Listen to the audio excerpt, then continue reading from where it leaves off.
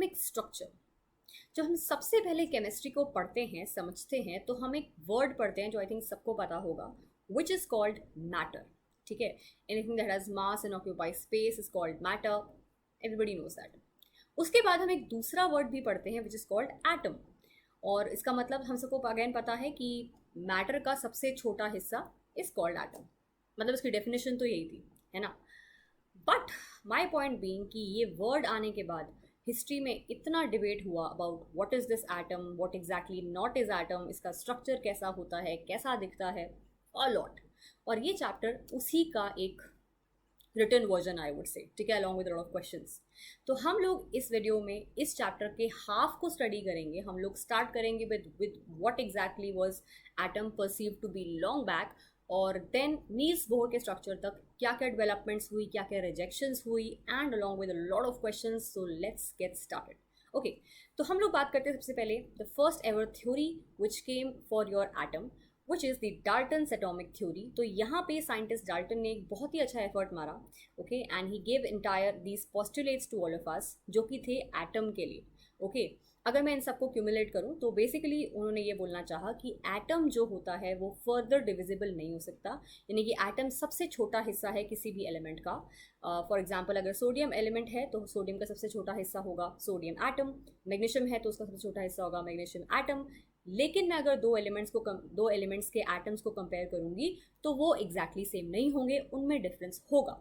But the most important thing is कि atom further divisible किसी भी एलिमेंट का नहीं होगा। This is what Dalton had to say, right. लेकिन थ्योरी का क्या है, आज है कल नहीं है, बिकॉज बेसिकली जो हमारी थ्योरीज होती हैं they are not based on any mathematical proof. जैसे कि लॉज, ठीक है, लॉज हमारे मैथमेटिकल प्रूफ पे बेस्ड होते हैं तो हमेशा सही होते हैं क्योंकि एक्सेप्शंस होती ही नहीं है। बट जो थ्योरीज होती हैं वो सिर्फ आइडियाज़ होते हैं, राइट। और जैसे कोई नया आइडिया आएगा पुराना आइडिया रिजेक्ट हो जाएगा, राइट। तो एग्जैक्टली सेम चीज़ हुई हमारी डाल्टन एटॉमिक थ्योरी के साथ, बिकॉज लेटर ये फाइंड आउट किया गया कि atoms well are further divisible and they divide into 3 subatomic particles which is electron, proton और neutron, है ना। बट ये चीज़ आपको और मुझे अभी पता है कि एटम फर्दर डिवाइड करता है, बट लॉन्ग बैक एटम कोई देख तो सकता नहीं है ना। तो साइंटिस्ट को पता कैसे चला यार कि एटम के अंदर और 3 चीज़ें बैठी हुई हैं। वेल आज तो मुझे पता है कि उसके अंदर भी बहुत सारी चीज़ें हैं, बट वो एक लेटर पॉइंट ऑफ व्यू से लोगों को पता चला। बट अब हम समझते हैं, the question is that how were these subatomic particles even discovered. सबसे पहले तो एक कंसेप्ट समझते हैं that like charges always repel and unlike always attract. यानी कि अगर कोई पॉजिटिव और नेगेटिव चार्ज होगा तो अट्रैक्ट करेगा आपस में, वरएज पॉजिटिव पॉजिटिव और नेगेटिव नेगेटिव हमेशा रिपेल करेगा, ठीक है। तो मैं ये क्यों बता रही हूँ, बिकॉज ऑफ कोर्स यहाँ पे यूज़ होगा इसलिए बता रही हूँ, बट आई थिंक ये सबको पता ही होता है पहले से। So moving on, what the scientist did is कि उन्होंने ली एक सिलेंड्रिकल ट्यूब, ठीक है, जिसको हम लोग डिस्चार्ज ट्यूब बोलते हैं, और उसके एंड्स पे लगाया एक बहुत हाई इलेक्ट्रिक करंट, ठीक है। We know that anode is your positively charged electrode and cathode is your negatively charged electrode, और इसके अंदर फिल कर दी एक गैस, ओके।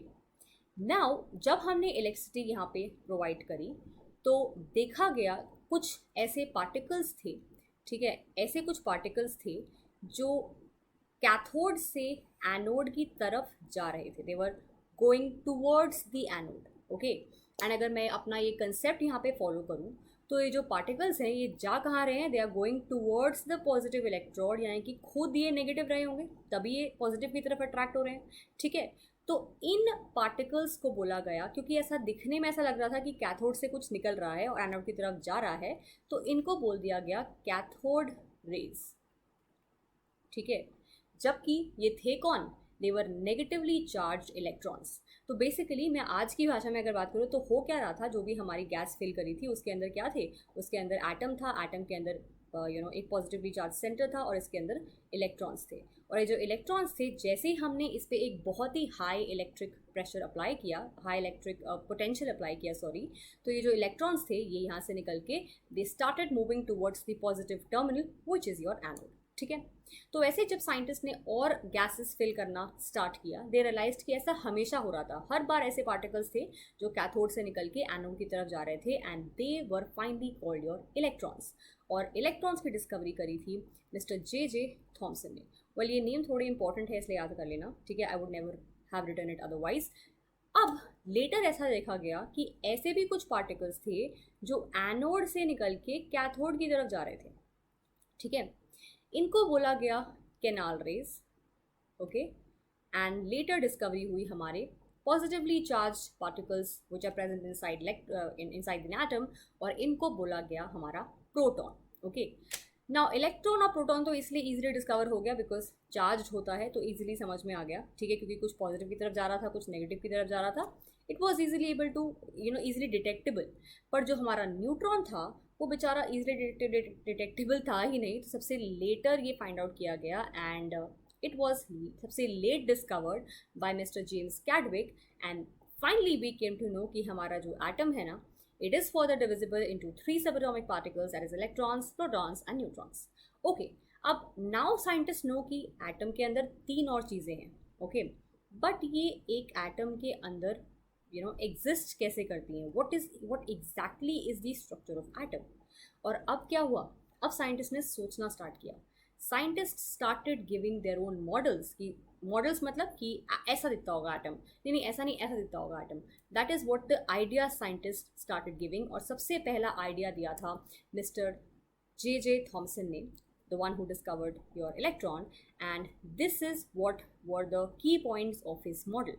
बेसिकली उन्होंने एक एटम को कंपेयर किया था to that of your watermelon या फिर एक प्लम पुडिंग या क्रिसमस पुडिंग से, जिसमें कि उन्होंने बोला कि जो एक एटम है वो एक मैसिव स्फीयर है, basically it is spherical in nature, ठीक है, और उसमें जो भी स्फेरिकल मैसिव पार्ट है वो सारा पॉजिटिवली चार्ज्ड है, और जो भी एम्बेडेड सीड्स हैं जैसे कि हमारे वाटरमेलन में होते हैं या फिर रेजिन्स जैसे एम्बेडेड होते हैं तुम्हारे प्लम पुडिंग के अंदर, वो सब वैसे एम्बेडेड फॉर्म में तुम्हारा इलेक्ट्रॉन यानी नेगेटिव चार्ज पड़ा हुआ है। This is what the model of J Thomson had to say, okay.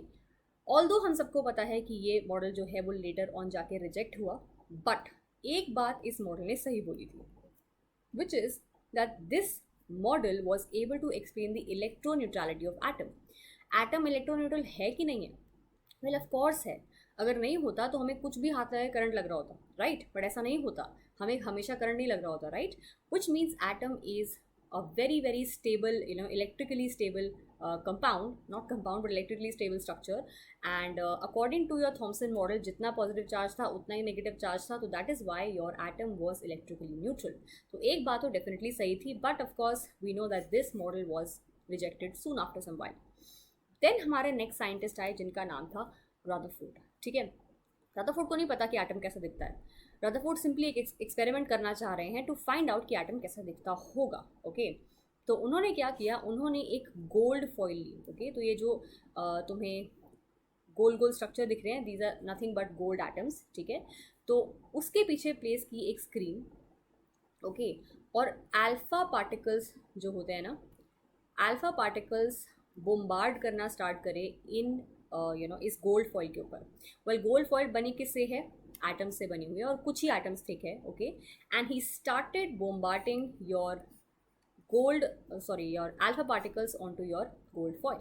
अब एक्सपेक्टेड क्या है, एक्सपेक्टेड तो ऑफकोर्स ये है बिकॉज जो हमारा एटम है वो एक मैसिव स्फीयर है, जैसे कि हमें जे थॉमसन जी ने बताया था, तो कोई भी पार्टिकल पास थ्रू तो डेफिनेटली नहीं करना चाहिए बिकॉज एटम मैसिव है ना, और पार्टिकल्स मोस्टली हमारे वापस आने चाहिए बिकॉज एटम मैसिव है, राइट। बट एग्जैक्टली जो हुआ दैट वॉज वेरी कॉन्ट्ररी जो एक्सपेक्टेड था उससे, बिकॉज देखने से रियलाइज हुआ कि जो हमारा एटम है, okay, what happened was that most of your alpha particle passes straight through the gold foil, सारे के सारे स्ट्रेट चले गए, ओके, और स्क्रीन पे हमें टच हो गए। बहुत कम ऐसे थे जो were deflected at small angles, और बहुत ही कम ऐसे थे which came back at the angle of 180 degrees, okay. So इससे रियलाइज हुआ कि हमारे एटम के अंदर मोस्ट स्पेस जो है वो एम्प्टी है, और राइट, एंड जो बीच में एक छोटा सा सेंटर है जहाँ पे सारा का सारा मास है एटम का, that is called the nucleus. And Rutherford was the first person who started talking about orbits. Basically he said कि जो हमारा एटम है वो पूरा खाली है, बीच में एक सेंटर है जो कि पॉजिटिवली चार्ज है, और उसके आसपास इलेक्ट्रॉन्स रिवॉल्व कर रहे हैं at very high speeds in their defined orbits, alright. लेकिन ये मॉडल भी रिजेक्ट हुआ. Okay, also he compared this structure of atom to your solar system. और बहुत सुंदर सी बात भी लग रही थी ना, ये दुनिया की सबसे बड़ी चीज़ सबसे छोटी चीज़ का साइज बहुत डिफरेंट है बट स्ट्रक्चर बिल्कुल सेम है. तो बहुत फिलोसफिकली भी ब्यूटीफुल बात लग रही थी ये. But this model was also rejected. क्यों? वेल, ऐसा हमें दिखने में बहुत अच्छा लग रहा था ये स्ट्रक्चर, बट किसी ने थोड़ा सा दिमाग लगाया. He asked a very important, he और she, okay, asked a very important question कि हमारा जो एटम है, ठीक है, उसके अंदर एक पॉजिटिवली चार्ज सेंटर है और इलेक्ट्रॉन्स अपने ऑर्बिट्स पे रिवॉल्व कर रहे हैं. That is great. But electron क्या है? इलेक्ट्रॉन है एक चार्ज पार्टिकल, नेगेटिव चार्ज है ना वो. और जब भी कोई नेगेटिवली या पॉजिटिवली कोई भी चार्ज पार्टिकल अगर एक्सेलरेट करेगा तो वो अपनी एनर्जी लूज़ करेगा. ठीक है, और क्योंकि ये सर्कुलर मोशन में है तो ऑफकोर्स इसकी डायरेक्शन पूरा टाइम चेंज हो रही है, एंड डायरेक्शन चेंज होने की वजह से इट इज़ एक्सेलरेटिंग ऑल्सो, है ना. तो एक्सेलरेट कर रहा है तो मतलब अपनी एनर्जी लूज़ कर रहा है, और एनर्जी अगर वो लूज़ करेगा पार्टिकल तो ऐसा पॉइंट आएगा जब क्या करेगा वो particle, it will spiral into the nucleus, और then the world is going to end, right. क्योंकि अगर इलेक्ट्रॉन एटम के तुम्हारे न्यूक्लियस के अंदर घुस गया then it's going to be a blast, right. But ऐसा होता नहीं है, विच मीन्स कुछ ना कुछ ऐसी बात थी जो डेफिनेटली गलत थी. So that is why your Rutherford model was also rejected. So अब हमारे दो मॉडल्स रिजेक्ट हो चुके हैं. We have J Thomson model rejected and Rutherford also rejected. ठीक है, तो अब नेक्स्ट मॉडल को पढ़ने से पहले scientist wanted to be sure कि क्या हम वर्ल्ड को ठीक से परसीव कर रहे हैं. ठीक है, सो साइंटिस्ट जो उनको पहले से पता था वो ये चीज़ थी कि world is your universe in fact is made up of two things which is matter and energy. ठीक है, और अगर हम लोग मैटर और एनर्जी के नेचर की बात करें तो जो हमारा मैटर होता है that is having a particle nature, which means कि हमारा जो मैटर है entire the world everything which is matter, ठीक है, that is made up of particles. अब वो पार्टिकल्स कितनी पास हैं, बहुत दूर हैं, बहुत ही दूर हैं आपस में. On that basis we can decide कि उसका स्टेट क्या है, is it a solid, is it a liquid, is it a gas, it is plasma, whatever. ठीक है, बट बेसिकली मैटर अगर है तो वो पार्टिकल्स से मिलकर बना होगा. What about energy? Energy basically is made up of waves, which means it has a wave nature. Okay, and here I'm only talking about the electromagnetic wave, जिसके बारे में हम बात करेंगे अभी. So basically your electromagnetic radiations have a wave nature. Okay, अब ये जो waves हैं ये किसकी बनी है? Of course they are made up of something, right? They are basically made up of your electrical and magnetic fields जो कि आपस में परपेंडिकुलर हैं एंड ऑल्सो परपेंडिकुलर हैं to the direction of propagation. ठीक है, तो ये जो हमारी इलेक्ट्रोमैग्नेटिक वेव्स हैं they are made up of oscillating electrical magnetic fields which are perpendicular to each other as well as to the directional propagation of the light. अब मैं बहुत बार इस चैप्टर में लाइट वर्ड यूज़ करूँगी और electromagnetic wave भी use करूँगी, इन दोनों का मतलब सेम है. ठीक है, और एनर्जी भी यूज़ करूँगी, उसका मतलब इलेक्ट्रोमैग्नेटिक रेडिएशन ही है. ओके, तो अब ये जो इलेक्ट्रोमैग्नेटिक वेव की बात करें उसको थोड़ा सा और समझते हैं. अगर तुम कोई भी वाइट लाइट लो या कोई भी लाइट का सोर्स लो, लेट्स से मैंने वाइट लाइट ली और सनलाइट ली. ठीक है, तो अगर मैं सनलाइट को स्प्लिट करती हूँ with the help of prism, और ये एक्सपेरिमेंट मुझे पता है सब ने कर रखा है. ठीक है, तो that splits into these colours VIBGYOR. ठीक है, और ये सबको पता होता है. तो बेसिकली तुम्हारी जो सनलाइट है वो स्प्लिट करती है to into all these colours, and ये क्योंकि हमें दिख रहा है तो इट्स क्वाइट ईजिली विजिबल. पर जो नहीं दिख रहा है उसके बारे में क्या, विच मीन्स कि जो हमारी सनलाइट है या हमारी जो वाइट लाइट है, is it only containing the 7 colours या इनमें और भी कुछ है जो हमें दिख नहीं रहा है. ठीक है, तो ये एग्जाम्पल से समझते हैं. For example you are in a very dark room और तुम एक अपने रूम में एक प्रेस या आयरन को ऑन करके छोड़ देते हो. Please never do this, this is just an example. ठीक है, तो और अगर अपना हाथ तुम उसके पास लेके आते हो, okay, again I am repeating, don't do that. Okay, तो तुम्हें हाथ पे कुछ हीट फील होगी, है ना. आई एम वेरी श्योर सबको पता होगा कि ऐसा होगा. You will not be able to see the heat, तुम्हें वो हीट दिखेगी नहीं कि वो हीट निकलती हुई तुम्हारे हाथ में तुम्हें टच करिए so that you feeling hot, तुम्हें वो दिखेगा नहीं, बट तुम्हें हाथ पे गर्म तो फील होगा.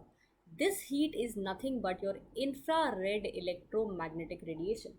तो हाँ, इलेक्ट्रोमैग्नेटिक रेडिएशन सिर्फ वो 7 कलर्स नहीं है जो हमें दिख रहे हैं, but it is much more than that जो हमें दिख नहीं भी रहे हैं. एंड इन सबको मैं अगर कंपाइल कर दूँ तो हमें मिलेगा हमारा इलेक्ट्रोमैग्नेटिक स्पेक्ट्रम. ठीक है। तो मैं वो अगर वाइट लाइट को स्प्लिट करती हूँ तो मुझे ऑफकोर्स विजिबल, ये तो विजिबल वाले हैं जो हमें दिख रहे हैं, बट उसके अलावा भी the gamma, the X ray, the UV, the IR, the radio, ये सब भी निकलते हैं हमारे वाइट लाइट में से, जो हमें ऑफकोर्स दिख नहीं रहे हैं। और इन सबको अगर मैं अमालगमेट कर दूँ, this entire thing is called the electromagnetic spectrum. ठीक है। स्पेक्ट्रम क्यों बोला? क्योंकि इसके अंदर सारी रेंजेस आ गई, starting from gamma rays towards the radio waves, सारी की सारी इलेक्ट्रोमैग्नेटिक रेडिएशन इस स्पेक्ट्रम में लाई करते हैं। ठीक है, ओके। तो अब मैं ये जो बार बार वेव नेचर की बात कर रही हूँ, मैंने एनर्जी को एक वेव बोला, इलेक्ट्रोमैग्नेटिक वेव्स जो हमारी जो भी इस स्पेक्ट्रम में लाई करी, ये सब हमारी वेव्स हैं। सो लेट्स थोड़ा सा अंडरस्टैंड करते हैं इस वेव नेचर को, कि एक वेव का नेचर क्या होता है, ठीक है, या उसकी कुछ टर्मिनोलॉजी समझते हैं। वेल, जो हमारी वेव होती है, एनी वेव, ओके, इसके पास कुछ फीचर्स होते हैं जो हम समझते हैं। It has a highest point जो तुम्हें ये दिख रहा है, और एक लोएस्ट पॉइंट जो तुम्हें ये दिख रहा है। ठीक है, हाईएस्ट पॉइंट को तुम बोलोगे क्रेस्ट, और लोएस्ट पॉइंट को तुम बोलोगे ट्रफ। ओके, दो कंसेक्यूटिव क्रेस्ट में जो डिस्टेंस होगा, या दो कंसेक्यूटिव ट्रफ में जो डिस्टेंस होगा, इसको तुम बोलोगे वेव लेंथ, और जिसको हम लोग लैम्डा से डिनोट करते हैं। ठीक है, इसको हम बोलते हैं वेव लेंथ, बिकॉज ये दो कंसेक्यूटिव क्रेस्ट या दो कंसेक्यूटिव ट्रफ का डिफरेंस है। ओके, और ये जो हमारा हाईएस्ट डिस्टेंस ये हमारी मीन पोजीशन है। ठीक है, मीन पोजीशन से हाईएस्ट डिस्टेंस अबव या बिलो जो एक वेव बनाती है, that is called the amplitude. ठीक है, the next word is your frequency. Well, frequency क्या होती है? अगर मैं फॉर्मूला की बात करूँ तो फ्रीक्वेंसी होती है 1 टाइम पीरियड। टाइम पीरियड को हम लोग सिर्फ पीरियड भी बोलते हैं। ठीक है, एंड बिकॉज टाइम का जो यूनिट होता है वो सेकंड होता है, तो फ्रीक्वेंसी का यूनिट सेकंड इनवर्स होता है, बिकॉज 1 टाइम है ऑफकोर्स। और हम लोग जनरली हर्ट्स में भी इसको हम बताते हैं। बट मीनिंग क्या है फ्रीक्वेंसी का? Frequency describes the number of waves that pass a fixed place in given amount of time. ये तो बहुत सारी इंग्लिश हो गई, बट समझते हैं इसका मीनिंग क्या है। विच मीन्स, अगर मैं टाइम को फिक्स कर दूँ, ठीक है, यानी कि इतने ही टाइम में मैं वेव्स को स्टडी करने वाली हूँ, तो अगर मैं इन दोनों वेव्स को देखूँ, सो ये जो ऑरेंज वाली वेव है, उतने ही टाइम में इसमें you can see a lot of wavelengths have been formed. 1 2 3 4 5, मतलब उतने ही अमाउंट ऑफ टाइम ने ऊपर वाली वेव में बहुत सारी वेव्स बना ली। ठीक है, which means it has a high what frequency. ठीक है, which means fixed amount of time में the number of wavelengths have been, more number of wavelengths have been completed, यानी कि ये एक हाई फ्रीक्वेंसी वेव है। और अभी के लिए ऐसा समझ लो कि जिस भी वेव की फ्रीक्वेंसी ज़्यादा होती है उसकी एनर्जी भी ज़्यादा होती है। थोड़े टाइम बाद हम समझेंगे ऐसा क्यों, हम फॉर्मूला से समझेंगे, हम लोग क्वेश्चंस भी करेंगे, तो डरने की कोई बात नहीं है। बट अभी के लिए समझ लो कि जिस भी एनर्जी की फ्रीक्वेंसी, जिस भी वेव की फ्रीक्वेंसी ज़्यादा, उसकी एनर्जी भी ज़्यादा। ठीक है, अगर मैं नीचे वाली वेव की बात करूँ तो यू कैन सी इसकी जो वेवलेंथ है वो बहुत बड़ी है, right, which means the frequency is low and the energy is also low, right. अगर मैं वेवलेंथ की बात करूँ तो ऊपर वाले में हमारे पास लो वेवलेंथ है क्योंकि छोटी सी वेवलेंथ है, और नीचे वाले में हमारे पास लंबी सी वेवलेंथ है, it's having a high wavelength, right. तो अगर मैं इन दोनों का एक अमालगमेशन निकालूँ, मतलब एक रिजल्टेंट रिलेशन निकालूँ, तो energy is going to be directly proportional to frequency. Frequency को हम लोग इससे भी डिनोट करते हैं, ठीक है, this letter called nu. Okay, तो एनर्जी ज़्यादा, फ्रीक्वेंसी ज़्यादा, एनर्जी कम, फ्रीक्वेंसी कम। बट वेवलेंथ जो है उसका उल्टा है। Here you can see energy frequency ज़्यादा है तो वेवलेंथ कम है, यानी कि wavelength is inversely proportional. Clear? तो ये एक रिलेशन मेरे पास आ गया। एक और टर्मिनोलॉजी की बात करूँ तो वो है वेव नंबर। वेव नंबर होता है 1 वेवलेंथ। तो 1 वेवलेंथ, वेवलेंथ होती है किसी भी लेंथ के यूनिट में। लेट्स से अगर मीटर में है तो इसका यूनिट हो जाएगा मीटर इनवर्स। ठीक है, तो जो भी हमारा वेवलेंथ का रिलेशन होगा उसका उल्टा रिलेशन हमारा वेव नंबर का होगा, यानी कि एनर्जी ज़्यादा, फ्रीक्वेंसी ज़्यादा, वेवलेंथ कम, और वेवलेंथ कम तो वेव नंबर भी ज़्यादा। ठीक है, यानी कि एनर्जी, फ्रीक्वेंसी और वेव नंबर एक टीम में आ गए हैं, यानी कि तीनों की तीनों एक साथ ज़्यादा एक साथ कम होंगे, और उसकी ऑपोजिट टीम में आ गया है वेव लेंथ। क्लियर? तो ये जो मैंने एक अमालगमेशन लिखा है वो ये है। If you can not see because of me, I am sorry, मैं थोड़ा साइड हो जाती हूँ, but frequency is directly to energy, is directly to wave number, is inversely to wave length. ठीक है, अब ये जो रिलेशन है ये बहुत ज़्यादा इंपॉर्टेंट है, इसको ऐसे समझ लो, इसको तो बल्कि घोट के पी जाओ, बिकॉज इसको हम लोग बहुत यूज़ करने वाले हैं आगे जाके क्वेश्चंस में, न्यूमेरिकल्स में, और यार इन लाइफ में भी, बिकॉज ये बहुत ही जनरल एक अंडरस्टैंडिंग है जो सबको होनी चाहिए। ओके, मूविंग ऑन, हम बात करेंगे इस फॉर्मूला की।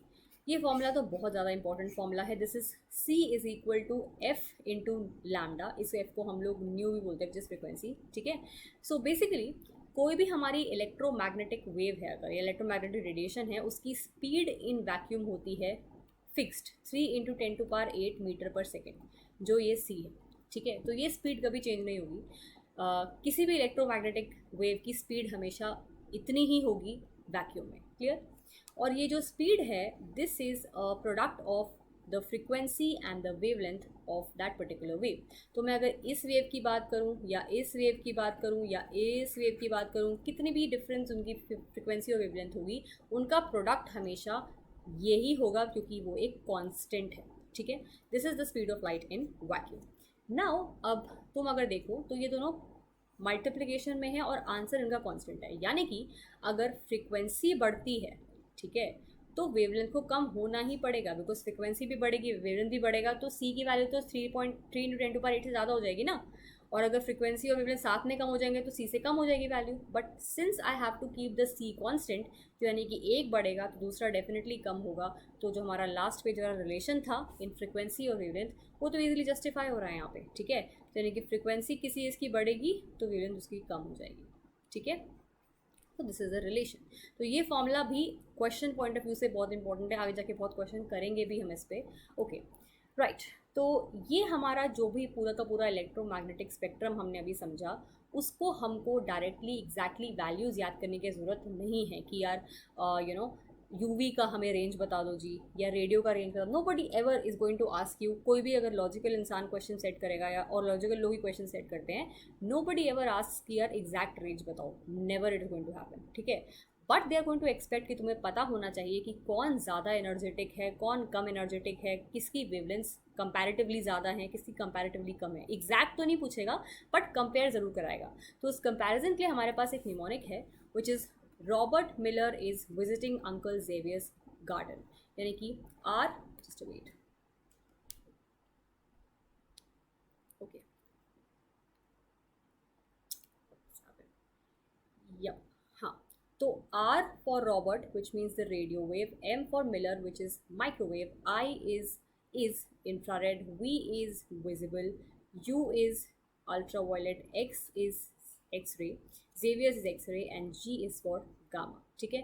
तो ये एक निमोनिक है जो तुम याद कर लो, Robert Miller is visiting uncle Xavier's garden, और इसको भी तुम बहुत ज़्यादा जगह यूज़ कर सकते हो, ठीक है। तो ये जो R है, विच इज़ रेडियो वेव, जैसे तुम देख रहे हो यहाँ पे बहुत ज़्यादा हाई वेवलेंथ हो गई है, विच मीन्स वेवलेंथ, अगर वेवलेंथ ज़्यादा है तो फ्रीक्वेंसी ऑफ कोर्स कम है, बिकॉज ये दोनों आपस में हमेशा उल्टे रहेंगे। और फ्रीक्वेंसी और एनर्जी का रिलेशन कैसा है, डायरेक्ट है। तो फ्रीक्वेंसी कम तो एनर्जी भी कम। और यहाँ पे तुम देख रहे हो, you can see the wavelength is very very less, ठीक है। तो एनर्जी हाई, फ्रीक्वेंसी भी हाई, ओके। यानी कि सबसे हाईएस्ट एनर्जेटिक वेव कौन सी है हमारी इलेक्ट्रोमैग्नेटिक रेडिएशन, कौन सी है, gamma. Gamma is going to be highest energetic, highest energy, ठीक है, high frequency but low wavelength. सबसे अगर मैं लो एनर्जी की बात करूं तो रेडियो, रेडियो की हमारे पास सबसे ज़्यादा वेवलेंथ है, ठीक है, और सबसे कम फ्रीक्वेंसी और सबसे कम एनर्जी भी। Is this clear? और बाकियों का हम लोग बीच में कंपेयर कर सकते हैं, clear. All right, moving on, हम लोग एक क्वेश्चन फाइनली प्रैक्टिस करेंगे कि हमको अभी तक क्या क्या समझ में आया है। Calculate the wave number and frequency of light whose period is this, ठीक है। पीरियड मतलब time period, which is 2 × 10⁻⁻10 seconds, okay. उसने बोला that find out the wave number and frequency. Well, wave number होता है 1 वेवलेंथ, क्लियर। अब wavelength को मैं बाद में समझूंगी, पहले मैं फ्रीक्वेंसी फाइंड आउट कर लेती हूँ। तो I know that frequency is 1 time period, which means 1/2 × 10⁻10 seconds. अगर मैं इसको कैलकुलेट करूँगी, the answer is going to be 5.0 × 10⁻9 seconds, ठीक है, सेकेंड इनवर्स। तो ये मेरी आ गई फ्रीक्वेंसी। नाउ मुझे पता है C is equal to lambda into nu, है ना। तो मुझे फाइंड आउट करना है what, wave number. Wave number के लिए मुझे पता होना चाहिए lambda.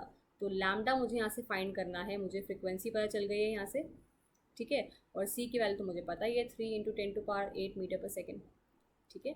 Well, just put it 3 into 10 to power 8 is equal to meter per second is equal to 5.0 into 10 to power 9 into lambda. Solve for your lambda. 3 into 10 to power 8 divided by 5 into 10 to power 9. If you solve it, of course I have already solved it, but तुम solve करोगे, is 6.0 into 10 to power minus 2 meters. Okay, और अगर मैं wave number की बात करूँ, it is 1/6 into 10 to power minus 2. ठीक है, and the answer is going to be 0.166 into 10 to power 2 meter inverse. Is this clear? तो ये क्वेश्चन बहुत सिंपल था. हमने स्टार्ट किया, हमें टाइम पीरियड पता था, हमने टाइम पीरियड से इजीली फ्रीक्वेंसी निकाली, और फ्रीक्वेंसी अगर आ जाती है तो ऑफ कोर्स वेवलेंथ तो आ ही सकती है, बिकॉज मुझे पता है उनका प्रोडक्ट एक कांस्टेंट है, विच इज़ द वैल्यू जो हमें याद होनी चाहिए. ओके, एंड जैसे हमारे पास वेवलेंथ आ गई तो वेवलेंथ का उल्टा होता है वेव नंबर, यानी कि रेसिप्रोकल होता है wave number, and it is done. ठीक है, okay. So I don't know if you can see this, but अगर नहीं देख पा रहे हो तो प्लीज़ सी दिस. ठीक है, ईजिली देख लो अगर कुछ भी ऐसा है जो स्क्रीन पे विजिबल नहीं है because of my head. Okay, moving on, we have calculate the wave number of and frequency of yellow radiation having wavelength 5800 angstrom. ठीक है, so I have the value of wavelength with me which is 5800 angstrom.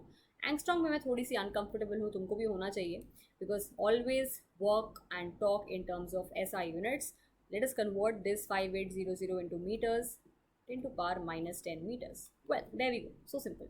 Now calculate the wave number and frequency. तो wavelength मेरे पास आ चुकी है, frequency easily आ सकती है, c is equal to lambda nu से. ठीक है, 3 into 10 to power 8 meter per second I already know. Lambda also I know, 5800 into 10 to power minus 10 into frequency. Easy है, निकालो. ठीक है, 3 into 10 to power 8 divided by 5800 minus 10, and it's easy. ठीक है, just divide it and you'll get the value of your frequency, and frequency एक बार आ जाएगी, और wave number wavelength तुम्हारे पास है ही, तो 1/wave length is going to be a wave number. I think again it is quite easy one. ठीक है, all right, this is your homework, but I'll give you the hint because I'm well too nice for that. Arrange the following electromagnetic waves in order of increasing energy. Well, अब मेरे पास है example, कौन कौन से हैं. We have UV, infrared, gamma and red coloured light. Red colour मतलब visible light, visible है, red है इसलिए मुझे विजिबल है, राइट. तो ये हमारा विजिबल रेंज में आ जाएगा रेड कलर. ओके, अब मुझे एग्जैक्टली तो नहीं पता कि किसकी कितनी है वैल्यू. ठीक है, बट मुझे एक टेबल पता है जो मैंने अभी याद कराया था. कौन सा? Robert Miller. Just look at it what it was. Robert Miller is visiting Uncle Xavier's garden. So Robert Miller is visiting Uncle Xavier's garden. Okay, we have UV, here is UV. We have infrared, here is infrared. We have gamma, here is gamma. And we have red colored, so we have visible. ठीक है, okay. Now I can see this is the highest energy. मुझे पता है gamma की energy highest होती है. This is the lowest energy, क्योंकि infra की एनर्जी सबसे लोएस्ट, मतलब इन चारों में इंफ्रा की लोएस्ट है. वैसे तो रेडियो की होती है, बट सिलेक्टेड वंस में से इंफ्रा की लोएस्ट है.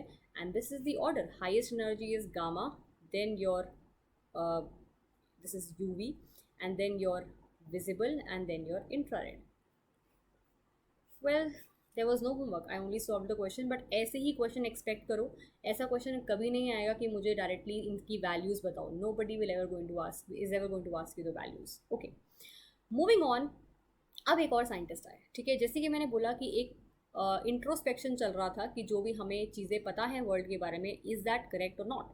उस इंट्रोस्पेक्शन के अकॉर्डिंग हमें पता था कि जो मैटर है वो एक पार्टिकल है, पार्टिकल्स से मिलके बना है, मतलब यानी कि उसका पार्टिकल नेचर है, और इलेक्ट्रोमैग्नेटिक का है वेव नेचर. ओके, बट एक साइंटिस्ट आए, उन्होंने बोला कि पता है क्यों स्ट्रक्चर ऑफ एटम हम फाइंड आउट नहीं कर पा रहे? क्योंकि हमें कंसेप्ट ही क्लियर नहीं है. तो कंसेप्ट जो क्लियर नहीं है वो ये है कि क्या लाइट को हमने जो वेव बोला है, क्या हमने वो सही बोला है? But is light really only a wave? अब ही इज़ नॉट डिनाइंग कि लाइट वेव है, एवरीबडी नोज कि लाइट वेव है. सब कुछ हमने अभी तक जो क्वेश्चन सॉल्व करे, इलेक्ट्रोमैग्नेटिक रेडिएशन या उनकी वेव के स्पेक्ट्रम को पढ़ा, उससे क्लियर था कि वेव तो वो है, बट क्या वो सिर्फ एक वेव है? That is the question. And Max Planck said no, light is not just a wave, which means light के पास भी एक पार्टिकल नेचर एग्जिस्ट करता है. ठीक है, तो इसकी वजह से हमारे पास एक एंटायर प्लैंक की theory I, which was of course very correct. And what he said was कि जो हमारी लाइट होती है उसको हम ऐसा परसीव करते हैं, विच means it is continuous, right. Light energy जो हमारी होती है वो कंटिन्यूस होती है, डिस्क्रीट नहीं होती है। But according to what mister Planck said, he said कि जो हमारी लाइट है वो कंटिन्यूस नहीं है बट डिस्क्रीट है, in form of small small small small small small packets, and he called these packet as quanta. ठीक है, एक पैकेट को हमने बोला क्वांटम और सबको मिला के बोला क्वांटा, और एक को हम लोग फोटॉन्स भी कहते थे। We call these packets of energy as photons. ठीक है, तो बेसिकली ऊपर वाले में we see a wave nature of electromagnetic radiation, नीचे वाले में we see a particle nature. But exactly ये था कि जो हमारा लाइट है या इलेक्ट्रोमैग्नेटिक वेव है उसका एक्चुअली होता है डुअल नेचर। ठीक है, और ये जो हमारा एक क्वांटा था, बिकॉज हमारे जो लाइट है वो एक पार्टिकल्स से मिलके बनी है जिनका नाम है क्वांटास या फोटॉन्स। और अगर हम लोग एनर्जी की बात करें तो एक क्वांटा की एनर्जी होती है h new, where h is your Planck's constant having the value 6.63 into 10 to power minus 34 joule second।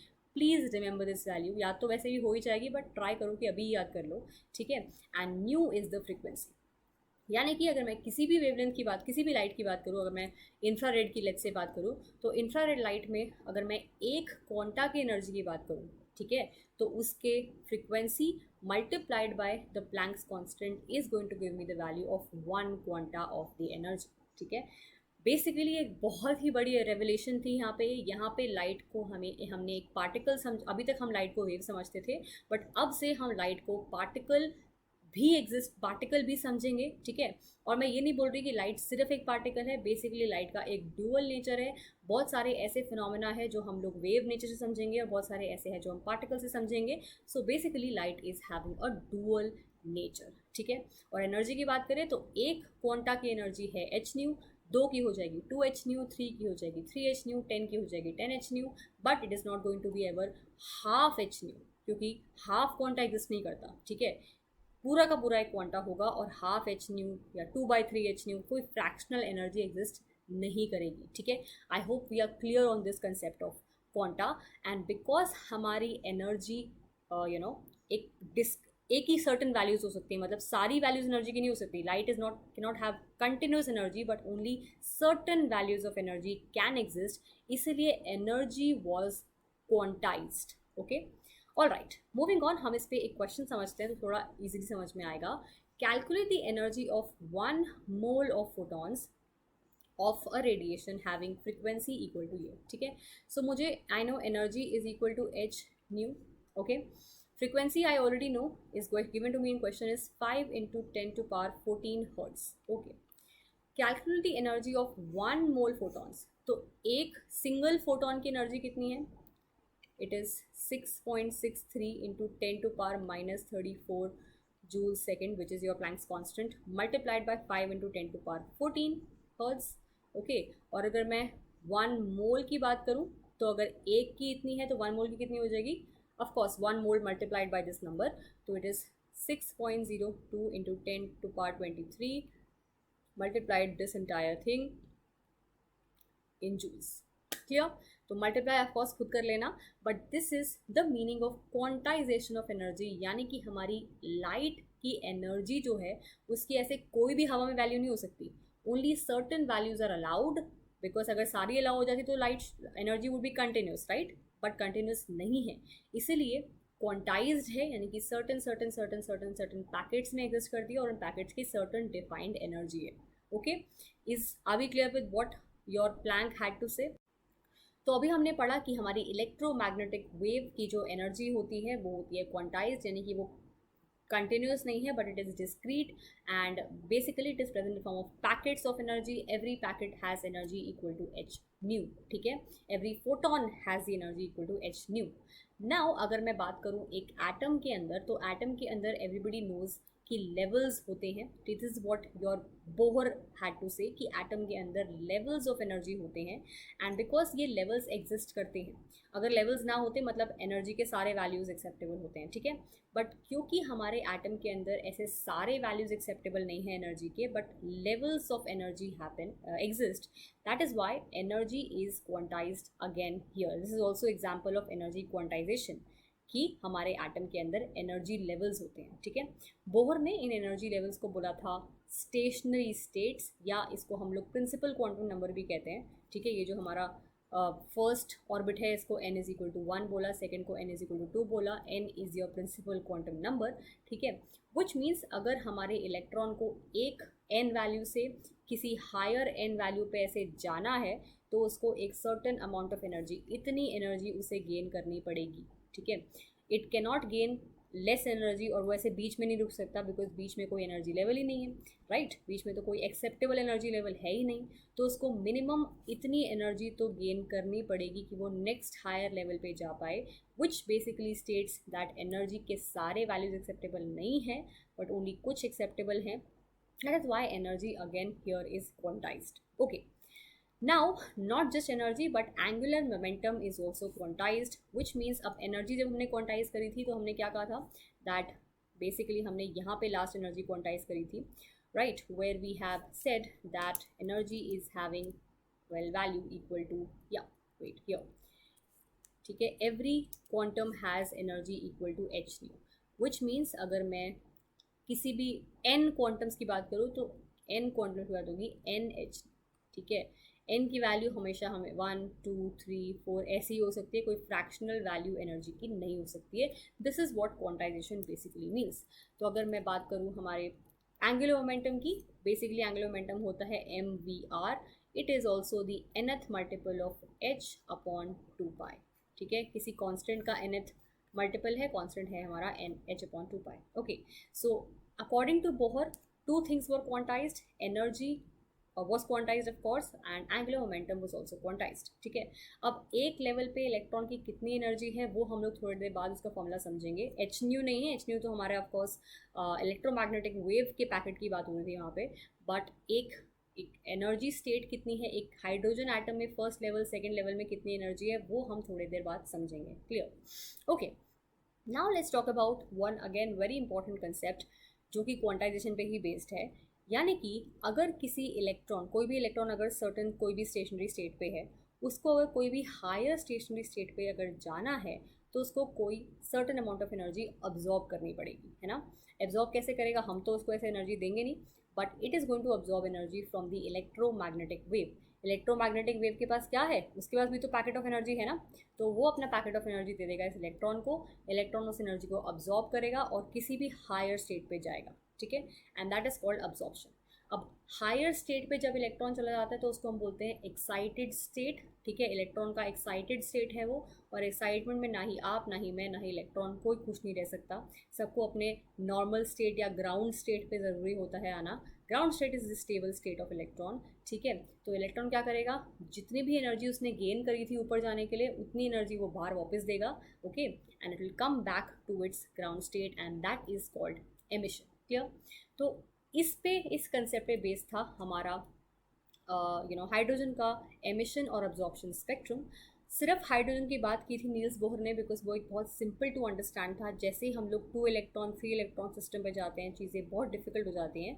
So if you talk about hydrogen atom, इसके पास सिर्फ एक ही इलेक्ट्रॉन है, ठीक है, और इसको अगर हम लोग एनर्जी प्रोवाइड करते हैं, ठीक है। अब मैं सिर्फ विजिबल एनर्जी की बात करूंगी यहाँ पे बिकॉज साइंटिस्ट को वही दिखती थी उस टाइम पे, they could not see your infrared and all the other ones, तो ऑफ कोर्स दिखती तो आज भी नहीं है, but we have certain special machinery and everything, but basically scientist Niels Bohr saw the spectrum, the emission absorption spectrum of hydrogen atom, और उससे बहुत सारी रेवलेशंस हुई थी। लेट्स अंडरस्टैंड कि क्या हुआ था।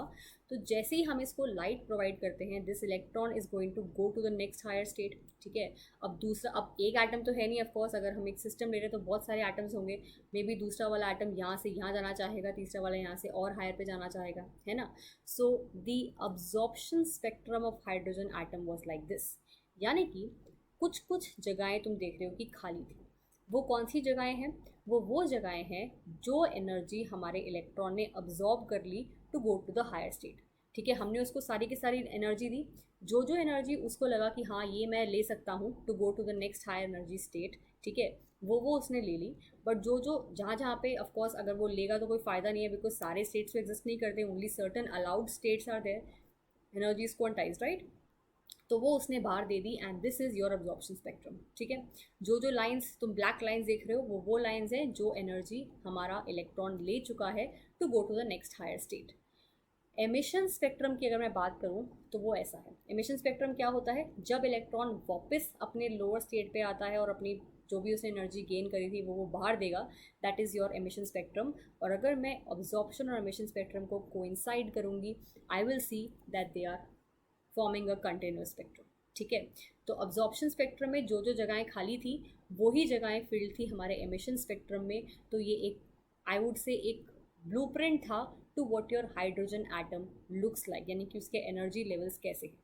जो जो एनर्जी लेवल्स उसके अंदर थे उतनी उतनी एनर्जी उसने अब्जॉर्प्शन स्पेक्ट्रम में से अब्जॉर्ब कर ली। ठीक है, to go to the next higher state, तो हमें दिखाई नहीं दी और एमिशन स्पेक्ट्रम में वही सारी बाहर छोड़ दी। Clear? So this was the hydrogen spectrum. इससे हमारा क्लियर हुआ था the concept of quantisation of energy inside the atom. Okay okay, so light यानी कि इलेक्ट्रोमैग्नेटिक वेव को अभी तक हम लोग ने एक वेव समझा था, but now we know because of the Planck's quantum theory कि light actually it also has a particle nature. ठीक है, तो इस पार्टिकल नेचर की वजह से कुछ ऐसा कंसेप्ट था जो समझ में आया साइंटिस्ट एल्बर्ट आइंस्टाइन को, जिसका नाम था फोटो इलेक्ट्रिक इफेक्ट। ठीक है, सो इस इफेक्ट की वजह से, because he explained this effect using the particle nature of light, he also got the Nobel Prize for this.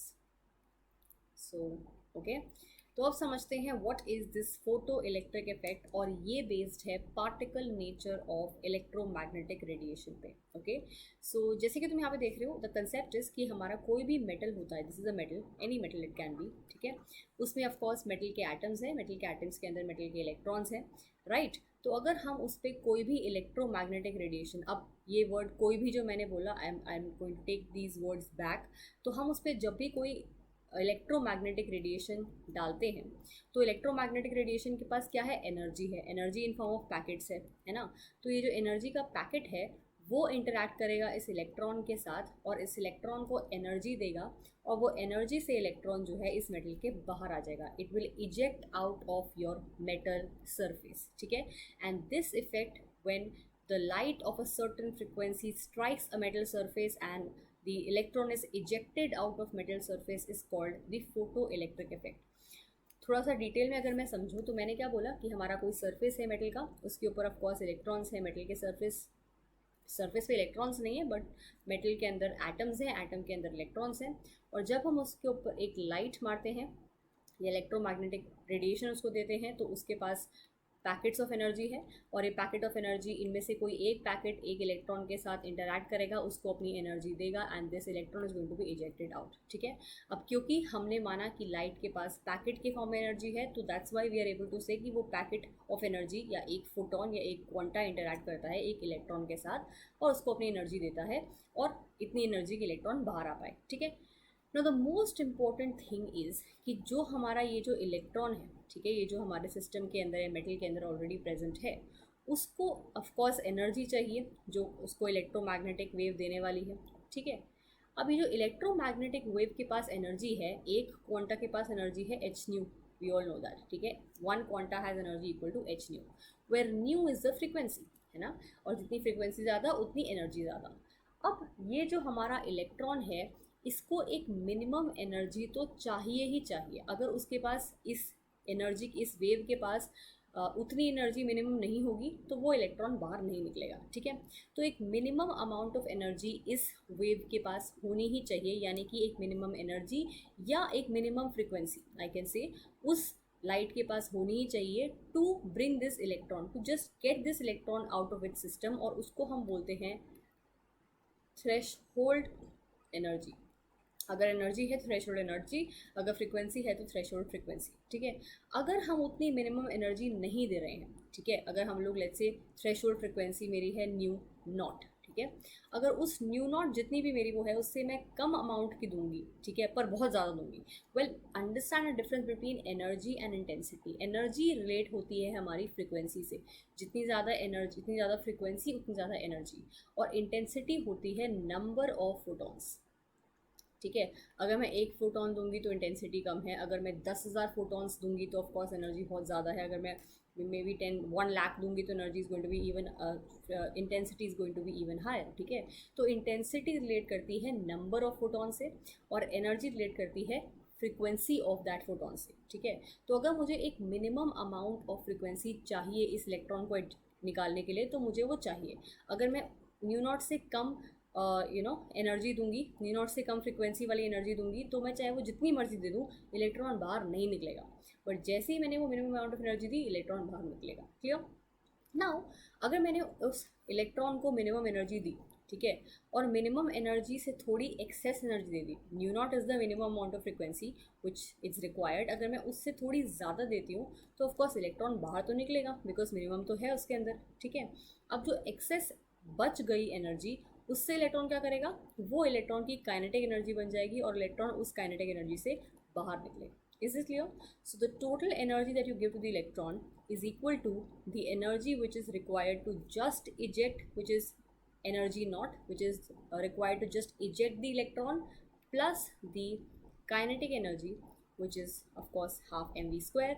तो अगर मुझे एनर्जी का फॉर्मूला तो पता है, h e is equal to h nu, ठीक है। So if I put it here, we have, I'm so sorry, we will have here h nu equals to h nu naught plus half m v square. Kinetic energy is half m v square, right. तो ये हमारा formula हो गया जो हम लोग बहुत बार use करेंगे इस टॉपिक के अंदर। बट एक चीज़ है, कभी कभी तुम्हारी एनर्जी होगी जूल्स में, कभी कभी एनर्जी होगी इलेक्ट्रॉन वोल्ट्स में, तो इसलिए इट इज़ ईजी कि तुम्हें डिफरेंस ये याद हो जाए, मतलब कन्वर्जन याद हो जाए, ठीक है। बट ये याद रखना, energy is the total energy जो इलेक्ट्रॉन जो हमारे सिस्टम के पास है, जो हमारे वेव के पास है। E not is the minimum energy required, जो कि जस्ट इजेक्शन के लिए चाहिए, और बाकी की energy will convert to kinetic energy. ये फॉर्मूला हमेशा याद रखना, ठीक है। ओके, सो कन्वर्जन क्या होती है, 1 electron volt is equal to 6, well it's I think 1.6 into 10 to power -19। I think I have to check with this, but ये चीज़ एक बार चेक कर लेंगे, ठीक है। I just check it once, it's the conversion is 1.602, या it's right, ठीक है। तो ये चीज़ सही है। ऑल राइट, नाउ एक बार ये ग्राफ्स बहुत इंपॉर्टेंट है, इसको भी समझ लेते हैं, ठीक है। इलेक्ट्रॉन काइनेटिक एनर्जी और लाइट की फ्रीक्वेंसी का ग्राफ है। तो यहाँ पे तुम देख रहे हो कि the graph, as you can see, there is no electron kinetic energy till a point. इस पॉइंट तक इलेक्ट्रॉन के पास कोई काइनेटिक एनर्जी नहीं थी, क्योंकि इलेक्ट्रॉन बाहर नहीं निकला था। As I said, nu naught is the minimum amount of frequency जो चाहिए ही चाहिए, उससे पहले इलेक्ट्रॉन बाहर निकलेगा ही निकलेगा, है ना। सो जब तक हमने न्यू नॉट एनर्जी नहीं दी, ऑफकोर्स इलेक्ट्रॉन की कोई काइनेटिक एनर्जी नहीं दी।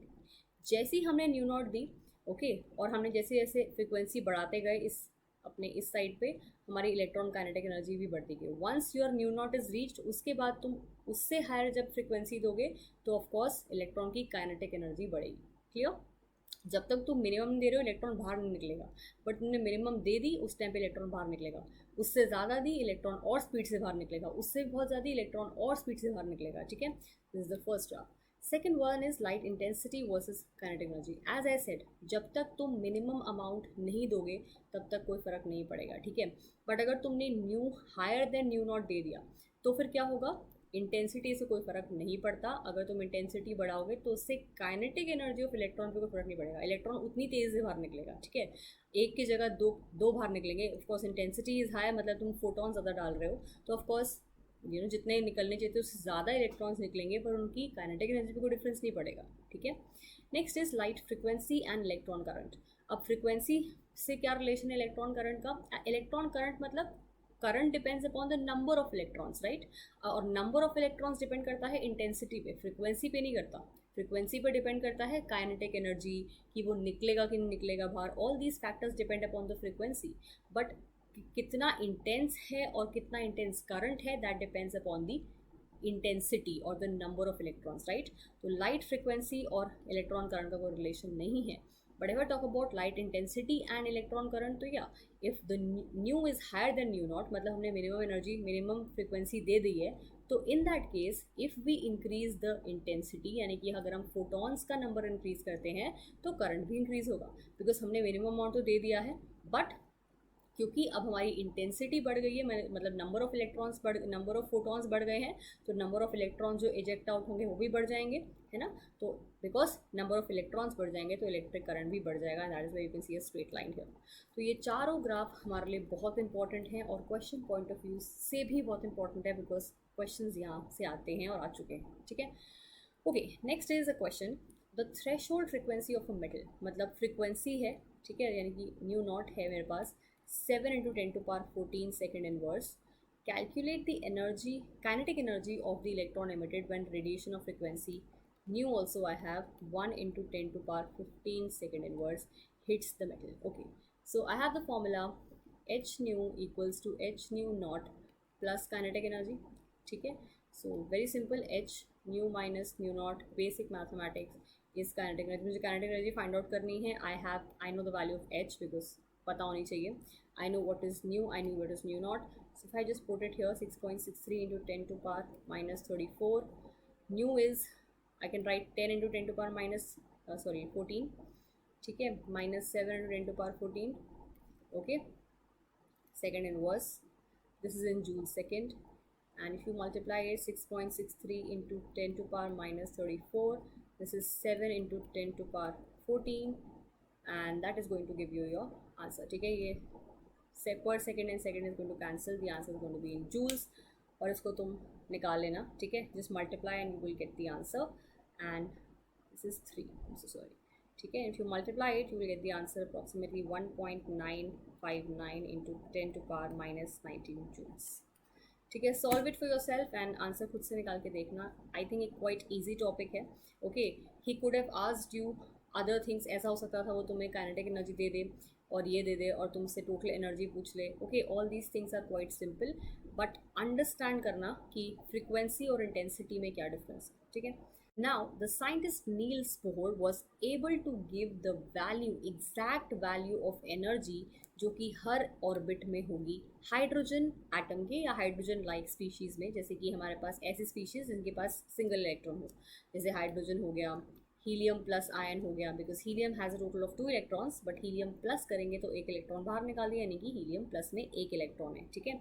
या लिथियम 2 प्लस हो गया, इसमें अगेन एक इलेक्ट्रॉन है। सो हाइड्रोजन या हाइड्रोजन लाइक स्पीशीज़ के लिए Niels Bohr actually give a formula for the energy of every stationary state. तो ये हमारा, let's say this is n is equal to 1, this is n is equal to 2, for in case of z होता है हमारा atomic number, ठीक है। तो hydrogen के केस में z is equal to 1, in case of helium the z is equal to 2, okay, and so on, क्योंकि हम लोग एटॉमिक नंबर तो समझते हैं अच्छे से क्या होता है, but this n is the number of this orbit, ठीक है। अगर फर्स्ट स्टेशनरी स्टेट है तो n इज इक्वल टू 1, अगर सेकंड है तो n is going to be equal to 2, ठीक है। So Bohr was exactly able to give the formula for energy of the electron in each of these orbits, ठीक है, and also the radius, यानी कि अगर पहले में है तो ये रेडियस कितना है, दूसरे में है तो ये रेडियस कितना है, ठीक है, तीसरे में है तो ये रेडियस कितना है, and so on, right. The formula for the radius was a naught multiplied by n square upon z, ठीक है। This a naught is 52.9 picometre, ठीक है। Picometre is 10 to power minus 12 meters, सो अगर तुम्हें कन्वर्ट करना हो तो you can easily do that, and this n is of course the number of shells, ठीक है। फर्स्ट में है तो of course n is equal to 1, second में है तो n is equal to 2, third में है तो 3, and so on, and z is equal to atomic number, ठीक है। और अगर मैं एनर्जी की बात करूँ तो it is going to be minus 2.18 into 10 to the power minus 18 z square upon n square joule per atom, okay. और अगर मैं बात करूँ इलेक्ट्रॉन वोल्ट में तो it is going to be minus 13.6 into z square upon N square electron volt per atom, okay. अब दो question आ रहे हैं बड़े इंपॉर्टेंट। सबसे पहले बात तो कि एनर्जी की वैल्यू नेगेटिव क्यों है, ठीक है, और दूसरी इंपॉर्टेंट बात कि यहाँ पे n क्या है, z क्या है। आई थिंक सेकंड क्वेश्चन सबको क्लियर है। n जो है that is the number of stationery state, अगर n इज इक्वल टू 1 मतलब फर्स्ट स्टेशनरी स्टेट की बात हो रही है, 2 तो मतलब सेकंड, एंड सो ऑन, और z है हमारा एटॉमिक नंबर। दूसरा इंपॉर्टेंट बात है कि एनर्जी की वैल्यू नेगेटिव क्यों है। वेल, इसका रीज़न सिर्फ इतना है कि जो हमारा इलेक्ट्रॉन है, अगर हम कंसिडर करते हैं कि इलेक्ट्रॉन इन्फिनिटी पे यानी कि किसी भी इस शेल में ना हो कि it is eight infinite distance from the nucleus, तो यानी कि उसकी एनर्जी हम मानते हैं ज़ीरो, यानी कि energy of electron at infinity is considered to be zero. और जैसे ही वो इन्फिनिटी से क्लोज आएगा न्यूक्लियस के, उसकी एनर्जी नेगेटिव होती रहेगी। This negative basically means more and more stable, ठीक है। तो जैसे ही इलेक्ट्रॉन न्यूक्लियस के सबसे ज़्यादा पास आ जाएगा, मतलब ये n इज इक्वल टू 1 पे आ जाएगा, इसको हम लोग ग्राउंड स्टेट भी कहते हैं, ठीक है। यहाँ पे इलेक्ट्रॉन मोस्ट स्टेबल होगा, इसलिए इसको हम लोग ग्राउंड स्टेट कहते हैं। And this has the maximum negative value of energy, ठीक है। जितना नेगेटिव वैल्यू ऑफ एनर्जी होगी उतना ज़्यादा हमारा बेसिकली स्टेबल सिस्टम है। और जितना वो दूर जाएगा न्यूक्लियस से, ऑफकोर्स उतना वो ऑफकोर्स दूर हो रहा है न्यूक्लियस से, is going to be much much more unstable, and that is called the excited state, जिसके बारे में पहले हम डिस्कस कर चुके हैं, ठीक है। So this formula is very important for energy. ये दोनों तो इंटर कन्वर्टेबल है, अगर हमें इलेक्ट्रॉन वोल्ट और जूल्स का कन्वर्जन पता है, इट्स क्वाइट इजीली कन्वर्टेबल। और ये फॉर्मूला है रेडियस का, this is called the Bohr radius, okay, and this is called the energy for every system. तो अगर मैं एक क्वेश्चन करूँ इस पर, calculate the energy associated with the first orbit of helium plus. अब हीलियम प्लस की बात हम कर सकते हैं because it is having only one electron, तो हम ये जो फॉर्मूला बोहर ने बताए थे वो हम लगा सकते हैं। But if he talks about, let's say, find out the energy associated with the third orbit of lithium, then you cannot use these formulas क्योंकि लिथियम में हो गए 3 electrons which is not isoelectronic with hydrogen, तो वो तुम नहीं कर सकते, ठीक है। Alright, what is the radius also is asked. So first energy, तो एनर्जी हमारी क्या होती है, -2.18 into 10⁻−18 into z square upon N square होती है, ठीक है। So in this case of helium it is -2.18 10⁻−18। z क्या है in this case, z is the atomic number, helium का एटॉमिक नंबर होता है 2, तो 2 is 2 square which is 4 of course, upon n square. First orbit लिखा है तो n is equal to 1 हो जाएगा, तो इट इज़ 1 स्क्वायर, ठीक है, joule per atom. So just multiply it, you will get the answer -2.18 into 10⁻−18 into 4 joule per atom is going to be your answer. Talking about the radius, it is 52.9 into, what is the formula, n square upon z, okay. So in this case it is 52.9 into n, in this case is 1 because it is first Bohr orbit, upon z here is 2, okay, picometer. Just solve it and you will get the answer. तो ये तुम्हारी energy की value हो गई और ये तुम्हारी radius की वैल्यू होगी, ठीक है। So you will have to memorize these two formulas क्योंकि ये बहुत इंपॉर्टेंट फार्मूलाज हैं, और ये 52.9 भी याद करना बहुत ज़रूरी है क्योंकि गाइस क्वेश्चन आता है, ठीक है। बट यहाँ पे गलती कहाँ पे होती है कि हम लोग भूल जाते हैं कि आंसर हमारा पाइकोमीटर में, ठीक है। दिस 52.9 इज़ इन पाइकोमीटर, और कभी कभी वो आंसर मीटर्स में पूछता है, तो please know the conversion, it is into 10⁻−12 metres, ठीक है। Is this clear? All right, now we move on to the next concept. हम ये ऑलरेडी पढ़ चुके हैं कि जब भी कोई एटम में कोई इलेक्ट्रॉन हायर एनर्जी स्टेट पे जाना चाहता है तो वो एनर्जी अब्जॉर्ब करता है इलेक्ट्रोमैग्नेटिक रेडिएशन से, और उसको हम बोलते हैं अब्जॉर्प्शन। और जब वो ऊपर से नीचे आता है तो वो एनर्जी बाहर देता है, and that is called emission. We know this, right? Scientist Johannes Rydberg, he observed a kind of spectrum, ठीक है।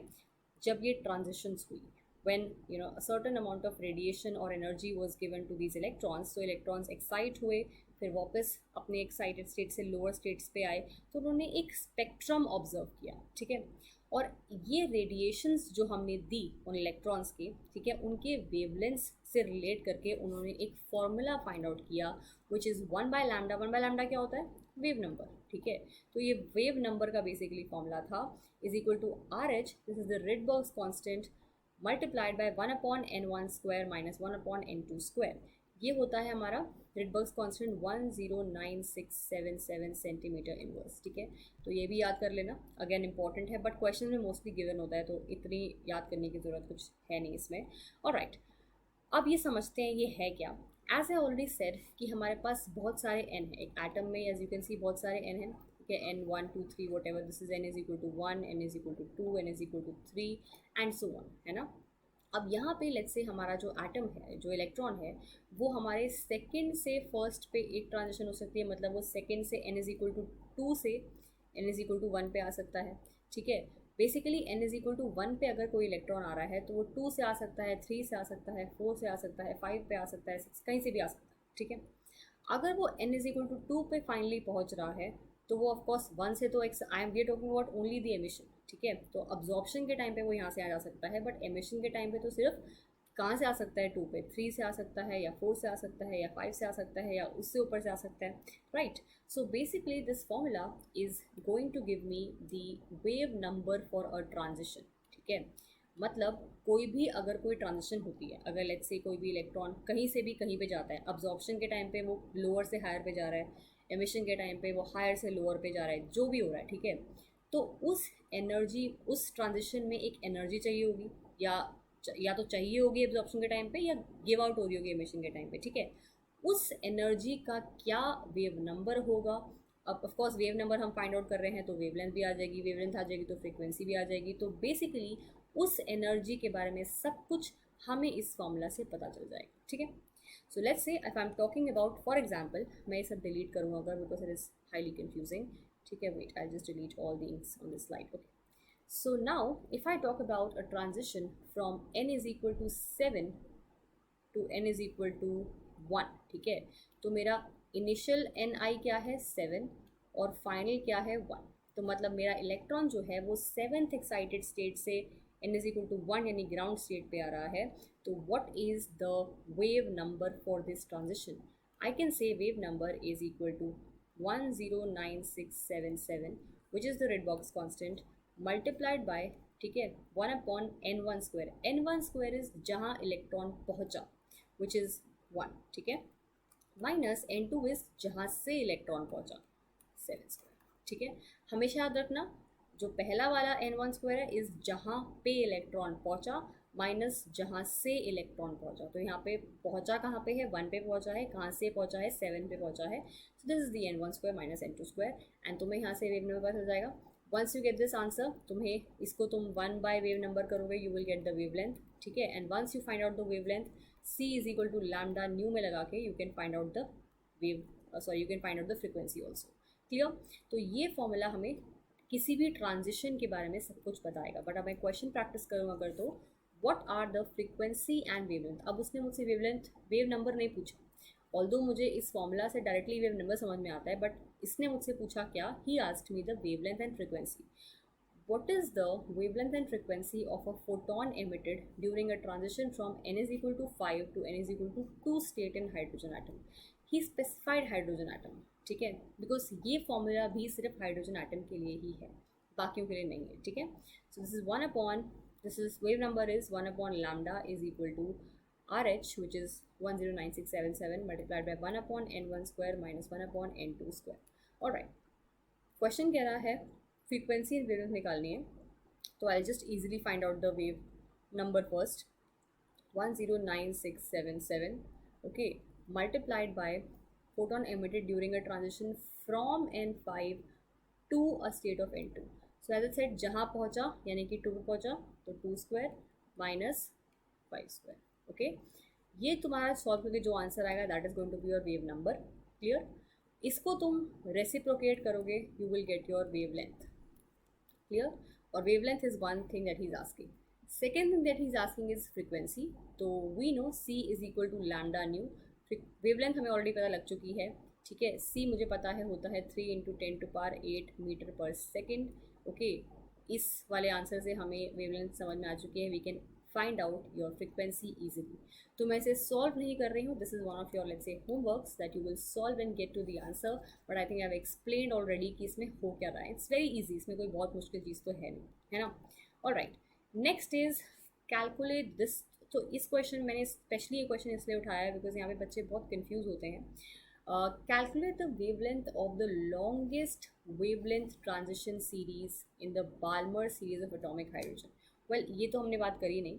वेल ये जो हमारी सीरीज़ होती है, ठीक है, इसमें जब भी कोई ट्रांजिशन होती है, अगर ट्रांजिशन जो भी जहाँ से भी ट्रांजिशन हो, अगर finally electron n is equal to 1 पे आता है, कहीं से भी आ रहा हो, 2 से 3 से 4 से इन्फिनिटी से कहीं से भी आ रहा हो, अगर वो n इज इक्वल टू 1 पे आता है तो उसको हम बोलते हैं लायमन सीरीज, ठीक है।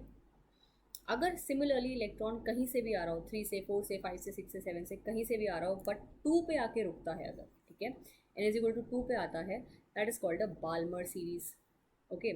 सिमिलरली अगर 3 पे आता है तो it is called a Paschen series. अब 3 पे अगर आ रहा है तो ऑफकोर्स 4 से आएगा, 5 से आएगा, बट 2 से तो नहीं जाएगा ना, because that will be absorption. हम सिर्फ एमिशन की बात कर रहे हैं यहाँ पे, ठीक है। तो अगर n इज इक्वल टू 3 पे आता है दैट इज पास्ट चेन, अगर 4 पे आता है दैट इज ब्रैकेट, अगर 5 पे आता है उसे हम लोग प्रीफंड भी कहते हैं, ठीक है। सो माई पॉइंट बीइंग कि ट्रांजिशंस तुम्हें पता होनी चाहिए, इनके नाम पता होने चाहिए। So as you can see here the first series is the Lyman series, ठीक है। ये जो बाल्मर होती है ये लाई करती है विजिबल रेंज में, तो बाल्मर सीरीज हमें दिखाई देती है, दैट्स वाई सबसे पहले बाल्मर सीरीज ही फाइंड आउट की गई थी, ठीक है। दैट इज़ योर बाल्मर, यानी कि कहीं से भी आ रहा हो electron n is equal to 2 पे आके रुकेगा, ठीक है। यानी कि 1/n1² जो पहला वाला n1 होता है जहाँ पे इलेक्ट्रॉन पहुँचा, that is going to be 2 here, okay. Then we have Paschen Brackett Pfund, okay, and we have further more series, but अभी के लिए तुम इतनी समझो। Most important thing is that Balmer one is the visible one, बाकी सब हमारी visible नहीं होती हैं, ठीक है। Okay, now this question is calculate the wave number. Wave number मुझे फाइंड आउट करना है of the longest wave transition in the Balmer series. Balmer मतलब कहीं से भी इलेक्ट्रॉन आया हो, n इज इक्वल टू 2 पे आके रुकेगा, ठीक है। अब लॉन्गेस्ट वेवलेंथ मतलब हुआ, मतलब उसकी वेवलेंथ लॉन्गेस्ट है, और वेवलेंथ लॉन्गेस्ट मतलब फ्रीक्वेंसी लोएस्ट, ओके। और फ्रीक्वेंसी किस ट्रांजिशन की कम होगी, जिसकी एनर्जी कम होगी, ठीक है। यानी कि वो कहाँ से आया होगा, n is equal to 3, n is equal to 4, n is equal to infinity, ठीक है। तो अगर यानी कि उस ट्रांजिशन की लॉन्गेस्ट वेवलेंथ है तो उसकी फ्रीक्वेंसी सबसे कम होगी, और फ्रीक्वेंसी सबसे कम होगी तो यानी कि एनर्जी सबसे कम होगी, मतलब वो लीस्ट एनर्जेटिक ट्रांजिशन है जो होगी of course n is equal to 3 से n इज इक्वल टू 2। देखो फाइनल पोजीशन मेरी n इज इक्वल टू 2 है, वो तो मुझे पता है बिकॉज उसने बाल्मर सीरीज लिख दिया यहाँ पे, ठीक है। बट उसने ये भी लिखा कि I want the longest wavelength, तो लॉन्गेस्ट के लिए I will have the shortest energy which is only possible अगर electron n is equal to 3 से n इज इक्वल टू 2 पे आ रहा होगा, okay. So in this case it's quite easy, अब मुझे दोनों पता चल गई। Wave number is 109677 which is your Rydberg's constant, 1/2² minus 1/3². The answers are going to be in centimeter inverse, and you can find out the wave number easily. Clear. तो ये concept जो कहीं भी बच्चे यूज़ कर सकते हैं, लॉन्गेस्ट वेवलेंथ, यहाँ पे बेसिकली याद रखना कि हम लोग रिलेट करेंगे डायरेक्टली उसको एनर्जी से। अगर यहाँ पे वो लिखता शॉर्टेस्ट वेवलेंथ तो मतलब होता हाईएस्ट फ्रीक्वेंसी यानी कि highest energy. In that case your n2, यहाँ पे n2 हमारा 3 है, but in that case n2 हो जाता इन्फिनिटी, ठीक है। यानी कि हाईएस्ट एनर्जी मतलब would be from n infinity to n2, clear. Okay, but final position n2 है बिकॉज बाल्मर सीरीज उसने लिख दिया, clear. So you should know what is Balmer, what is Paschen, Brackett Pfund, Lyman, all these things you should be very clear with, okay. तो ये था हमारा all these revelations which were being done. Scientists were not sure about whether light is a wave, it is a particle, it is both, what is it. अब आगे जाके तो चीज़ें और कंफ्यूजिंग हो गई। See this is what happened at Niels Bohr's time, ठीक है। Niels Bohr actually gave an entire structure of atom based on all these things, based on the spectrum of hydrogen, based on all these things, clear. But सबसे बड़ा disadvantage यही था कि he was not able to talk about any other atom, only hydrogen atom, because सबसे कम electron उसी के अंदर थे। जैसे ही डुअल इलेक्ट्रॉन सिस्टम आता था, ट्रिपल इलेक्ट्रॉन सिस्टम आता था, चीज़ें बहुत कॉम्प्लिकेट हो जाती थी, and we were not able to put in all these efforts जो हमने यहाँ हम यूज़ कर पा रहे हैं, clear. So this is why your Niels Bohr model was also rejected after a while, but then we had to move towards the next one, which is towards the quantum mechanical model of atom, जो basically और भी ज़्यादा complex था। उसमें हमको अब ये भी क्लियर नहीं था कि लाइट तो छोड़ो, दुनिया में जो बाकी चीज़ें हैं, matter, is that a particle और that is also a wave, क्योंकि अभी तक हम मैटर को पार्टिकल समझते आ रहे थे, पर क्या वो भी एक वेव है। सो बेसिकली अब वो चीज़ें स्टार्ट होंगी in the next video, because अभी हमने बहुत कुछ समझ लिया है ऑलरेडी, बहुत कुछ क्वेश्चंस प्रैक्टिस करे हैं। सो what I would advise you to do is that before the next video, I think just do all the questions जो भी हम लोग इस वीडियो जो भी हमने अभी समझा है इस वीडियो के पार्ट से, just practice everything which is there in the NCERT. Of course NCERT में we have a lot of questions and maybe ABC chemistry also, again a very good book for practicing of questions. तो वहाँ से questions practice करते हैं, and after we finish this, the second video which is going to be about the quantum mechanical model, the quantum numbers and everything which is happening today in the field of atomic research. I think then we will be able to practice questions ek saath. Okay, so till then, thank you so much for watching, and if you like the video, then you know the drill. Do like the video and share it with people you think might enjoy this video. So thank you so much for watching. Stay tuned for more.